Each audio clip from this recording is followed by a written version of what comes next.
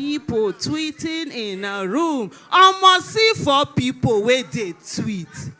And so as we go on today, the thing is that it's not about Mr. Peter Obi. It's not about saying I voted for him, I went home. It's about saying that I as a Nigerian, you as a Nigerian, that when you vote, your vote must be counted. And your vote must be entered. And nobody born of a woman, whether institution, INEC or wherever, we make a difference with that. We thwart your vote. I'm not here to pander words. People are dying because elections are stolen. And so, while we read this book, we must understand that anybody will say one riga election, we died here. Lives are tied to you. Hopes are tied to you. We are dependent on you. Before the 2015 election, we had already concluded that we are between the devil and the deep blue sea. We said, okay, worst case scenario, just go to PDP, even if we know it's just as useless as ever. Apologies to the coalition team. But it is what it is. And from nowhere, God remembered Nigeria and brought you our way.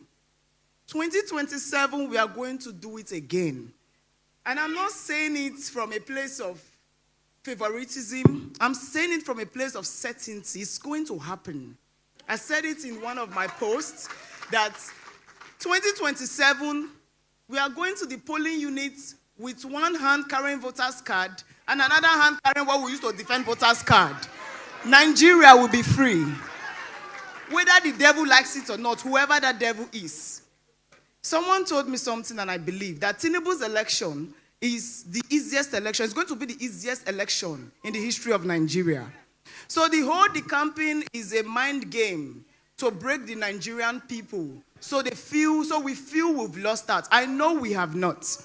I'm saying this to everybody seated here, that 2027, decide in your heart of hearts that Peter Obi is winning your states.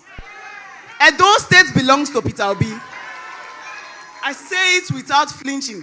And those states, whatever they are promising at those states, please go and collect it because we are giving it to Peter. You know?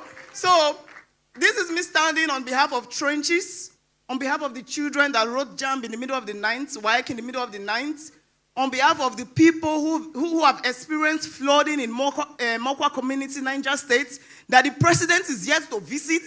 But the moment Peter gets there now, they will all stand up. I'm happy that you are their motivation. But 2027, you will be their president. Thank you so much, and God bless.